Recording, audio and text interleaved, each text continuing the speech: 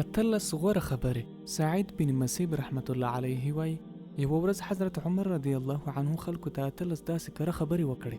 لومړی، څوک چې ستا په حق له د الله تعالی نه فرمانی وکړي تر ټولو کلکه جزا دا ده چې د هغه په اړه د الله تعالی اطاعت وکړي. د مسلمان ورور خبره تر خپل حد په مثبت اړخ تعبیروه. دریم، د کوم مسلمان خبر چې واوري نو نیک ګمان پرې کوه. څلورم، څوک چې داسې کارونه کوي چې که بل یې وکړي خلک پرې بدګمانه کیږي نو دی د خلک نه ملامتوي که پر ده هم بدګمانه شي. پنځم، څوک چې خپل راز پټ وساتي واک به یې په خپل لاس کې وي. شپږم، نیکانو سره د اوسېدو هڅه کوئ او د هغوی تر سیوري لاندې ژوند تیروئ ځکه دا خلک به په سخته کې ستاسو سره مرسته کوي. اووم، تل رښتیا وایه که څه هم سر دې له تنه ځي.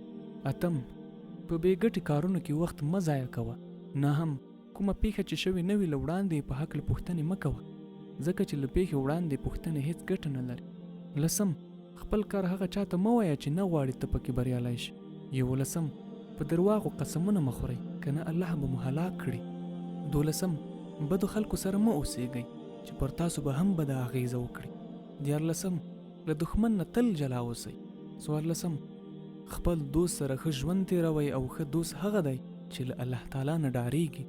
پنځلسم، هدیرې ته ځئ چې عاجزي کوئ. شپاړسم، که د الله تعالی نه فرمانی در څخه وشي سمدستي هغه ته سر ټیټوئ. اوولسم، د بدو کارونو په حق له تل له الله تعالی نه پناه غواړئ. اتلسم، په خپلو کارونو کې هغه چا سره مشوره کوئ چې له الله تعالی نه ډارېږي او د داسې خلکو په حق له الله فرمایي بسم الله الرحمن الرحیم انما یخشى الله من عباده العلماء.